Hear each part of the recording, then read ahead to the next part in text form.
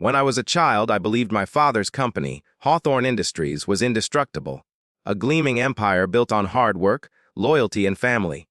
My father, Richard Hawthorne, was a self-made man, the kind of person who could turn a failing business into a fortune with little more than determination and sleepless nights. He taught me everything he knew: how to see beyond the numbers, how to read people, how to build trust that lasted. But trust, I learned much later, was also the easiest thing to destroy. Everything began to change when my father remarried. I was 19, freshly home from university, and still naive enough to believe that love could heal anything. Her name was Evelyn, elegant, polished, and with a smile that could make anyone forget to look deeper. She came into our lives like a calm breeze, claiming she wanted nothing but peace for the family. At first, I wanted to believe her. She had a son from her previous marriage, Adrian, my new stepbrother. Adrian was older, sharp-tongued, and charming in the way that made people mistake confidence for competence. My father, eager to make everyone feel included, welcomed him into the company as an assistant manager. I didn't object at first. I thought it was temporary. But within months, Adrian had found his way into every important meeting, every key project, every decision my father made. He had a knack for being in the right place at the right time. It didn't take long before people in the office started treating him as if he were already next in line. My father's health began to decline not long after Evelyn entered our home.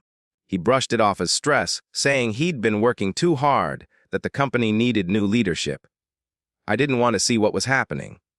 Or maybe I refused to see it. But Evelyn was always there, making his tea, organizing his medication, whispering things when she thought no one was listening. Then came the first shock. My father announced he was stepping back from daily operations. He claimed it was time for fresh leadership. To my disbelief, he named Adrian as interim CEO while he evaluated succession options. I stood frozen in the boardroom that day as applause erupted around me. My father looked proud. Evelyn looked serene, and Adrian looked victorious. I forced a smile, but inside I felt something cold and sharp twist in my chest. From that day on, everything changed. Adrian began reshaping the company as if he'd built it himself. He fired loyal employees, brought in his own people, and rebranded the company's image. He even changed the logo, the one my father and I had designed together when I was 13. Saying it didn't reflect modern values. Every decision he made cut deeper, not just into the company, but into my father's legacy. Evelyn, of course, stood by him at every turn, convincing my father that Adrian's ideas were revolutionary. And slowly, day by day, I watched my father lose control, not just of the business, but of himself. By the time he passed away 2 years later, Adrian was already listed as co-owner. The will, which my father had supposedly updated, to make things fair, left control of the company to both of us, with Evelyn as the executor until I turned 30. But when the papers were read, I realized something horrifying: the company shares that were meant to be mine had already been transferred. Signed, sealed, and approved by my father months before his death. Except the signature wasn't his. The strokes were wrong. The initials didn't match. But by then, it was too late. Everything had been legally finalized. The company was gone. Evelyn claimed my father had made the decision willingly, that he wanted to ensure Adrian could keep things stable. I didn't believe her for a second, but she had the documents, the lawyers, and the board on her side. Within a month, I was pushed out completely. No office, no authority, no income. Adrian had taken everything: my father's company, his legacy, and even his name. For months, I tried to fight it. I went through legal channels, contacted auditors, hired investigators. But every lead ended the same way: missing records, rewritten contracts, silence. Adrian had buried his tracks well, and Evelyn had made sure every paper trail led back to my father's supposed approval. The stress consumed me. I lost friends, sleep, and hope. Everyone I once trusted had turned their backs, afraid to challenge the new regime Adrian had built. The company thrived under his rule, at least on the surface. Investors praised him, magazines called him the visionary successor, and the world believed he was the rightful heir to my father's empire. But deep down I knew the truth. And one night, when I went through my father's old study, a room that had been locked since his death, I found something. Hidden behind a loose panel in his desk was a USB drive. Small, unmarked, forgotten. I plugged it into my laptop, my hands shaking as the screen flickered to life. There were files, dozens of them. documents, emails, recordings, and buried in one folder, titled For When the Truth Matters, was a video. The footage showed my father, frail but lucid, sitting at his desk. He spoke slowly, each word deliberate, his eyes filled with something between sadness and warning. He said he knew what Evelyn and Adrian were doing. He said they had forged his signature, manipulated his medications, and convinced him to sign away his company during moments of confusion. He said he couldn't stop them, not while he was alive. But he trusted that I would find the truth. He ended with one chilling line: "Don't fight them in the light. They own the light now. Take back what's yours from the shadows." As the video faded to black, I felt my chest tighten. For the first time in years, I wasn't angry, I was calm. I finally understood. They had taken everything from me. But my father had already given me something they couldn't destroy: the proof. And with that, I knew exactly what I had to do. I wasn't going to beg for justice anymore. I was going to take everything back, piece by piece. After watching the video, I didn't sleep for 2 nights. My father's words kept echoing in my mind. Take back what's yours from the shadows. For years, I had been fighting in the open legal appeals, press statements, desperate attempts to convince investors that something was wrong. But I finally understood why none of it worked. Adrian didn't just control the company. He controlled the narrative. Every lawyer, every accountant, every board member had been bought, threatened, or blinded by his charm and Evelyn's manipulation. If I wanted to expose them, I had to move silently. I started by vanishing. I moved out of my apartment, disconnected my social media, and cut ties with anyone even remotely associated with the company. People assumed I had given up. That was exactly what I wanted them to think. In truth, I was watching everything from the outside. I began gathering information on Adrian's new regime. I posed as a freelance consultant under a false identity and used online forums and business networks to connect with employees who had been laid off. Many of them had stories: mysterious terminations, missing pension funds, fake audits. But none had proof. That was my next goal: finding proof. The files my father left were a goldmine of hints, but incomplete. He had marked certain names and documents, but much of the evidence was hidden. Encrypted files, emails that had been deleted from company servers, and transaction trails buried under fake shell corporations. I realized I needed someone inside, someone with access. Luckily, not everyone at Hawthorne Industries had forgotten my father. One name stood out: Maya Ellis. She had been my father's personal assistant for almost 15 years, loyal and discreet. After the takeover, Adrian had demoted her to a lower administrative position. I knew if anyone still had pieces of the puzzle, it was her. Through a mutual acquaintance, I managed to contact her anonymously.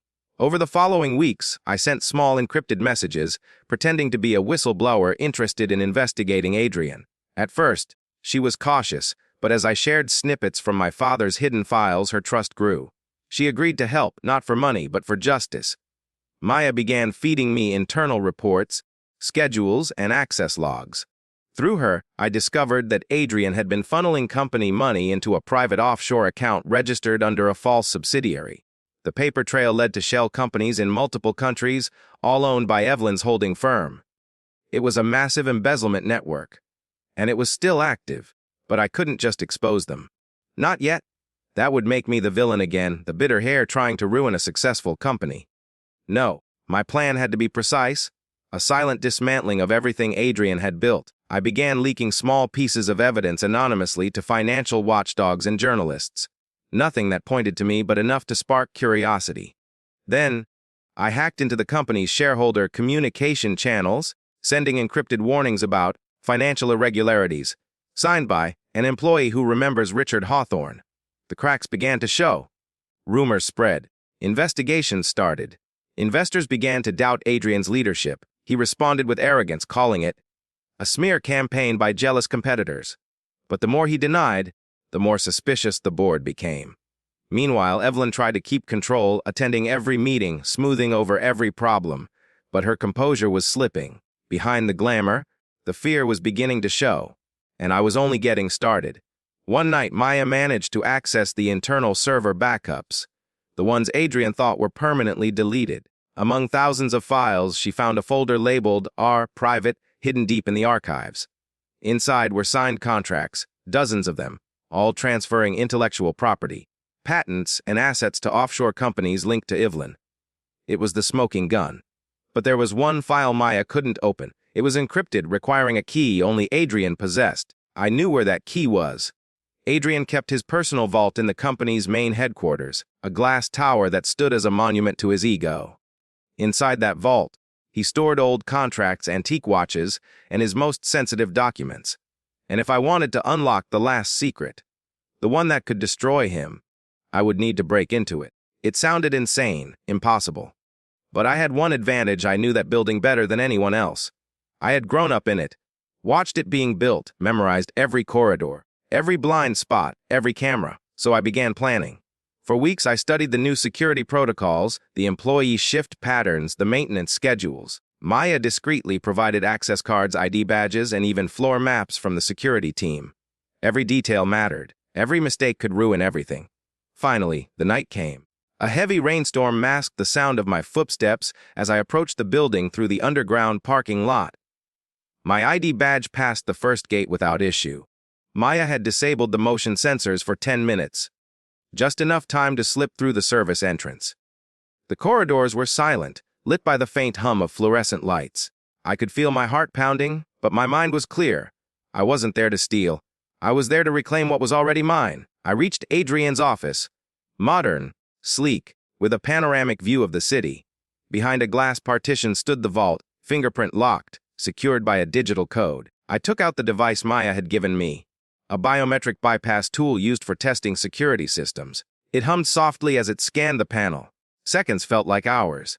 Then, a faint click, the vault opened. Inside were rows of files, hard drives, and sealed envelopes. I searched quickly, methodically, until I found a black folder labeled HI, Ownership Transfer Confidential. As I opened it, I froze. Inside was a handwritten document, a confession. Adrian had written a personal statement months ago, acknowledging his actions, meant as leverage against Evelyn in case she betrayed him. It detailed everything: the forged documents, the manipulated transfers, the offshore accounts. It was everything I needed. I copied the contents, took high-resolution photos, and replaced everything exactly as I found it. Then I left, silent as the rain outside. By the time I reached my car, I could barely breathe. Not from fear, but from the rush of knowing what I held. It wasn't over yet, but I finally had the weapon I needed to destroy them both. And just as I was about to drive away, my phone vibrated. A message appeared from an unknown number. "We know what you took. You shouldn't have come back." I stared at the screen as the rain pounded against the windshield. Someone had seen me. Rain poured endlessly that night, but even the thunder couldn't drown out the pounding in my chest. I stared at the message on my phone. Those 9 words that made the victory in my hands suddenly feel fragile. "We know what you took. You shouldn't have come back." I didn't wait to find out who sent it. I tossed the phone into the glove compartment and drove away from the city, every turn of the wheels accompanied by the haunting realization that my every move might have been watched. The road stretched endlessly, slick with rain, reflecting the streetlights like a trail of warning. By the time I reached the small cottage on the outskirts of town, the one I had been using as my base, my adrenaline had dulled into cold calculation. If someone knew, that meant one of two things: either there was a leak in my plan, or Adrian already suspected Maya's involvement. Both possibilities were deadly.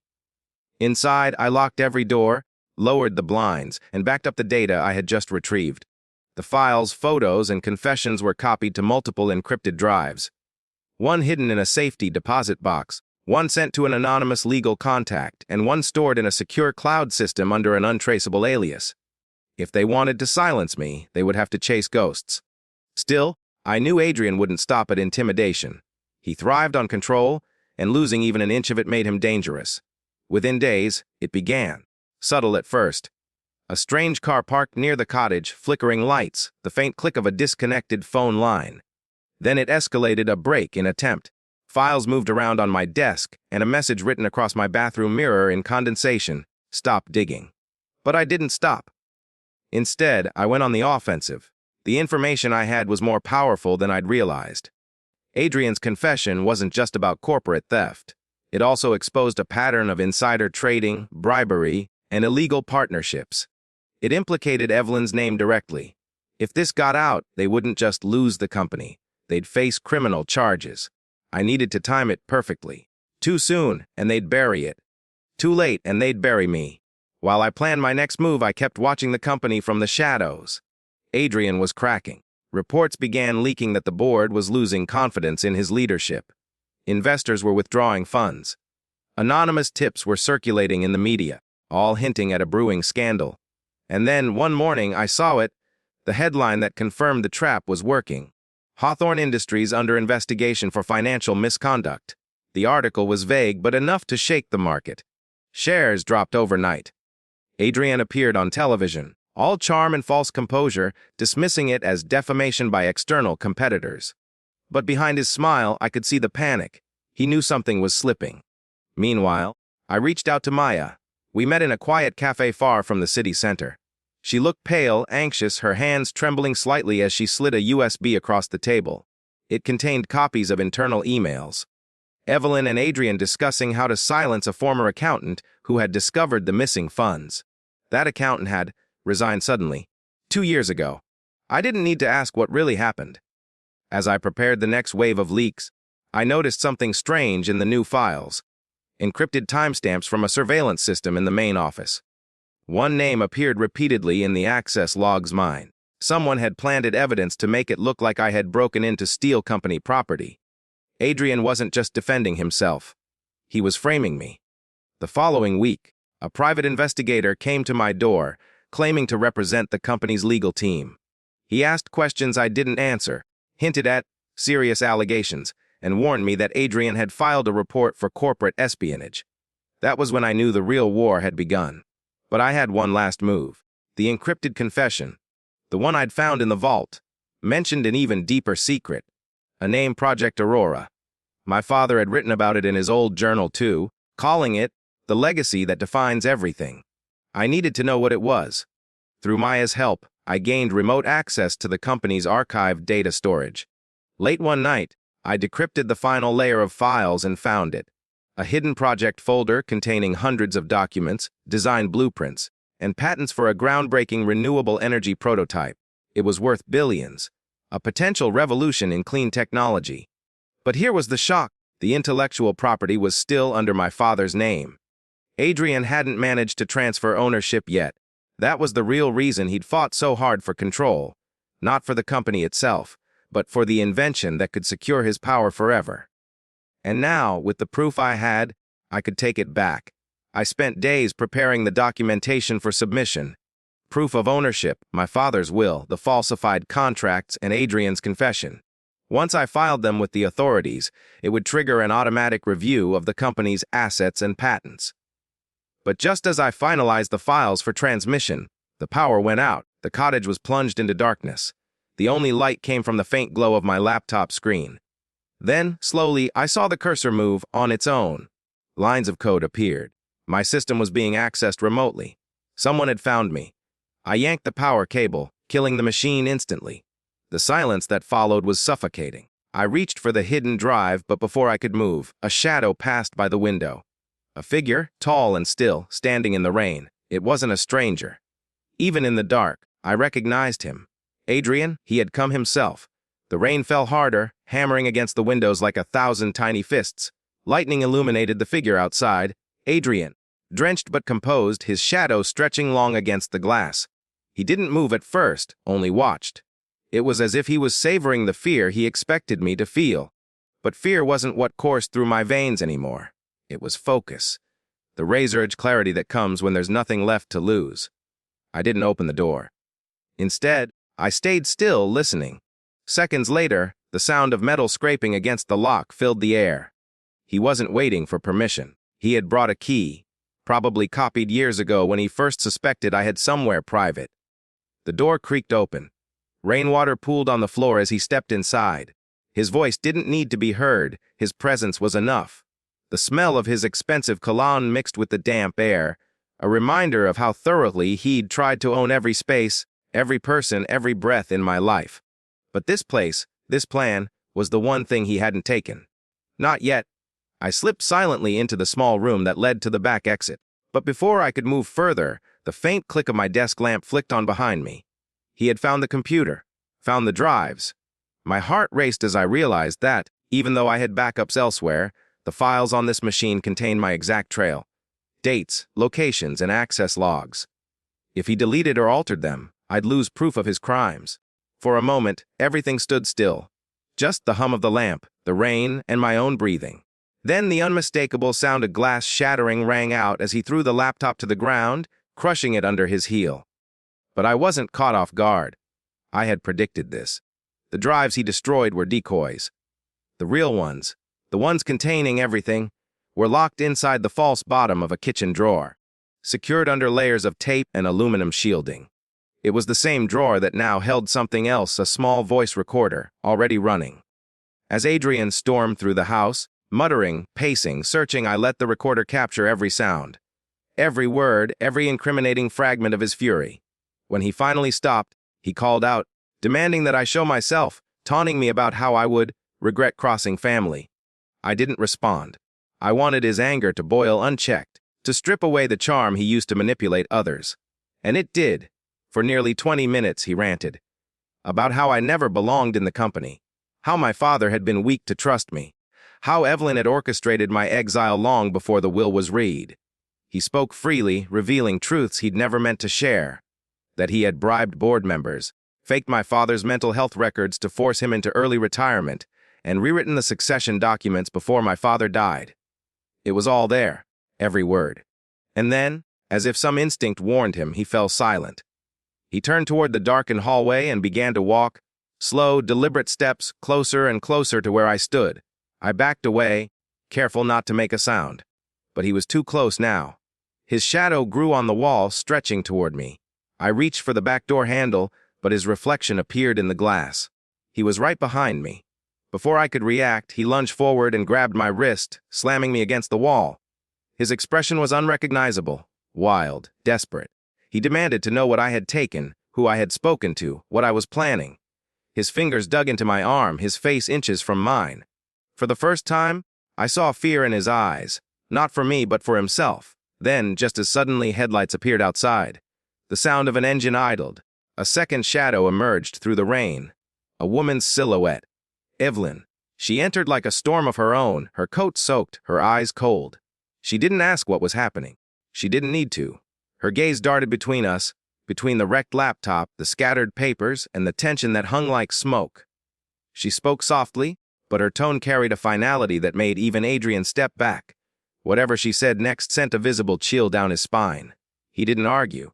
He simply turned, picked up what remained of the shattered hard drive, and stormed out into the rain. Evelyn remained behind for a moment, her eyes sweeping the room. When they met mine, there was no emotion, no guilt, no warmth, only calculation. Then she turned and followed him into the night. I didn't move for several minutes. The recorder was still running. I picked it up, listening to the faint replay of their voices echoing back. Every word Adrian had said, every confession, was captured clearly. The next morning, I made several copies of the recording. One went to my lawyer. Another was sent anonymously to an investigative journalist.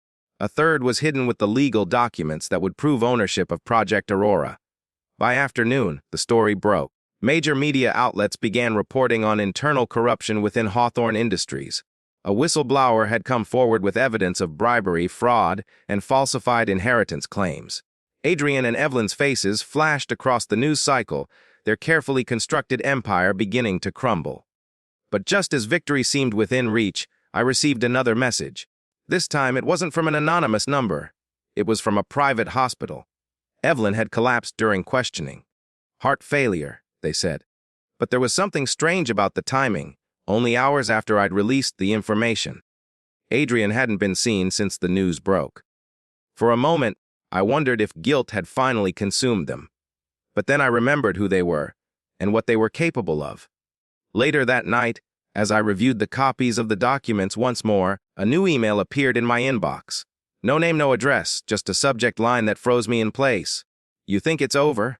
Attached was a short video clip, grainy footage from a security camera inside my father's old office. In the frame, dated 3 days before his death, my father sat at his desk.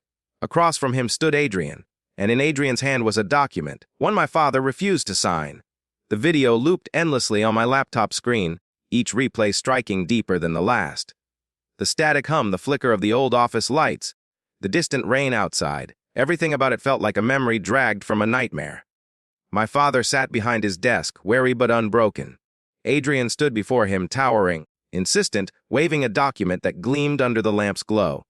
The camera caught no sound, but the tension spoke volumes. My father refused to sign whatever was placed in front of him. Adrian leaned forward, his movements sharp and impatient. Then, with an expression that chilled me to the bone, he tore the paper in half, slammed his hand on the desk, and stormed out. That was the last image. My father sitting alone, staring down at the shredded remains of a contract that might have sealed his fate.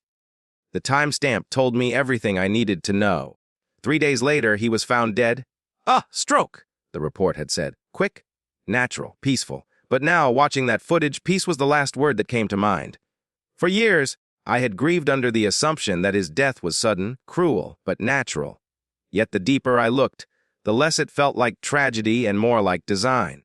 My father's personal physician, who'd confirmed the cause, had disappeared abroad soon after.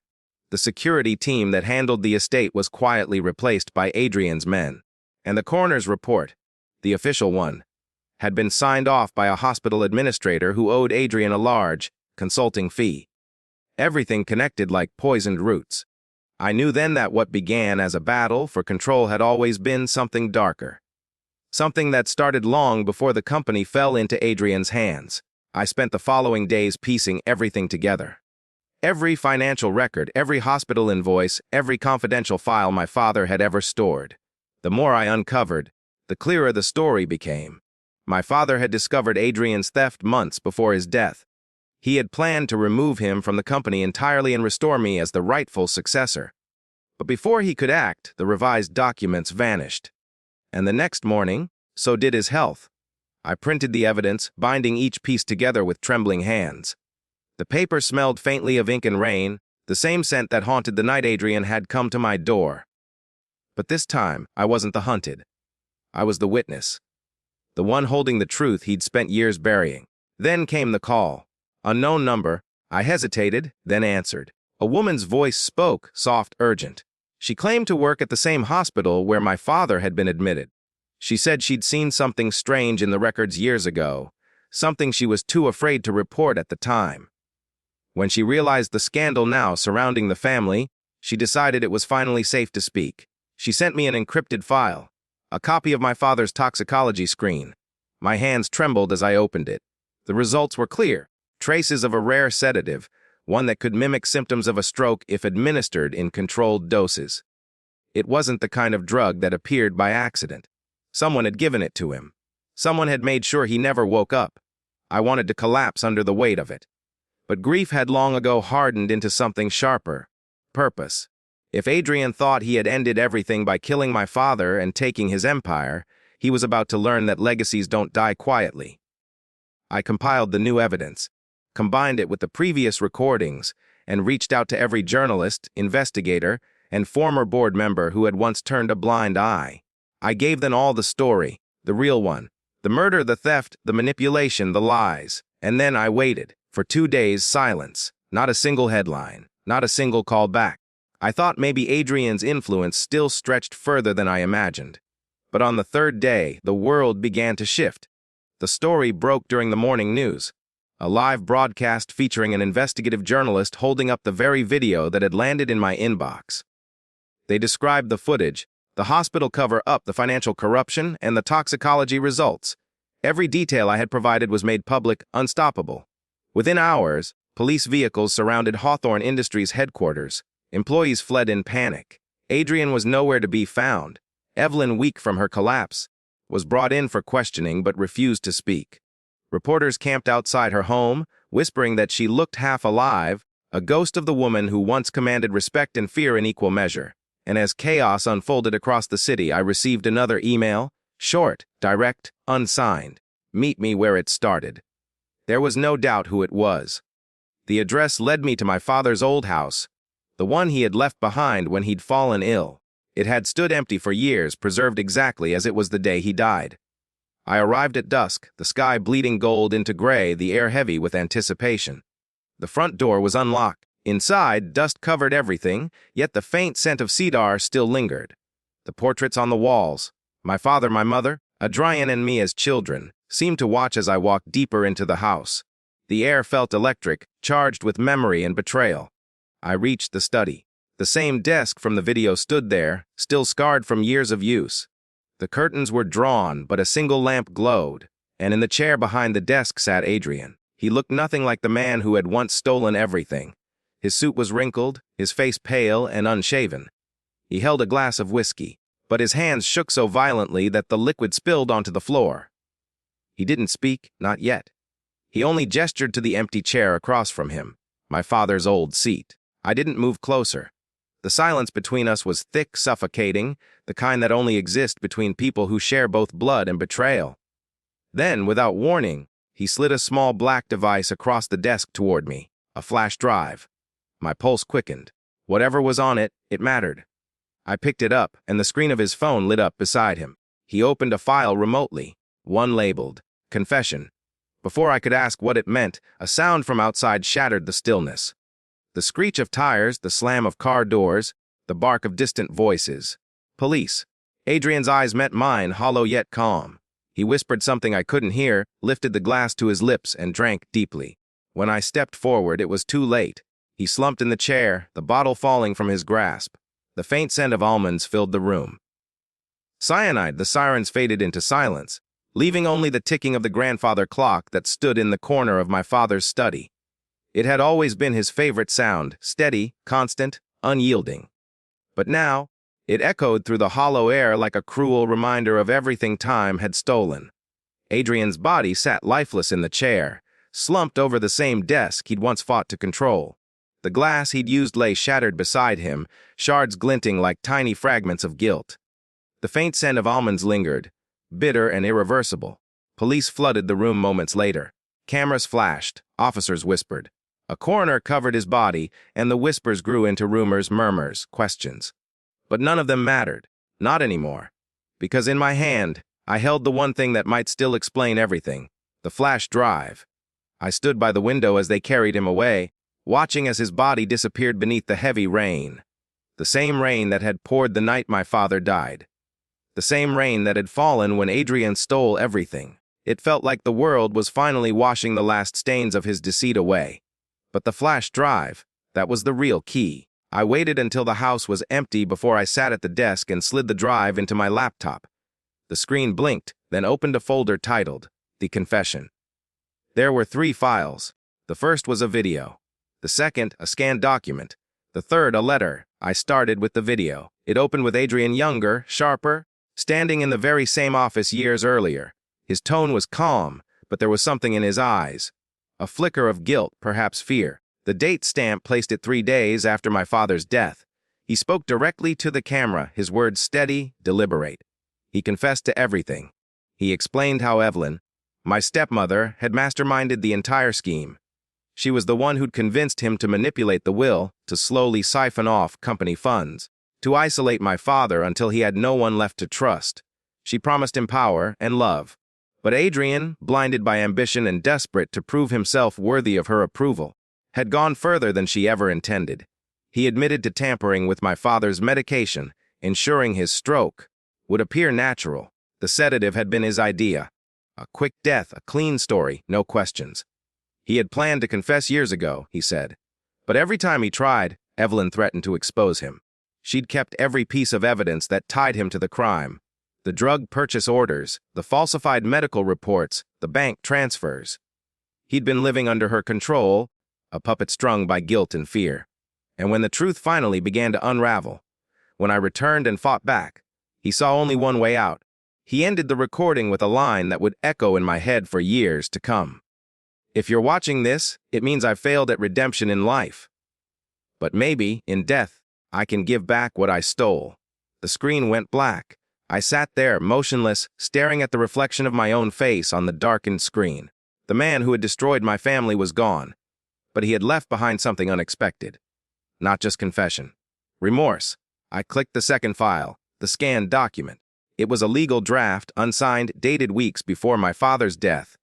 It was the original will, the one Adrian had torn apart in the office.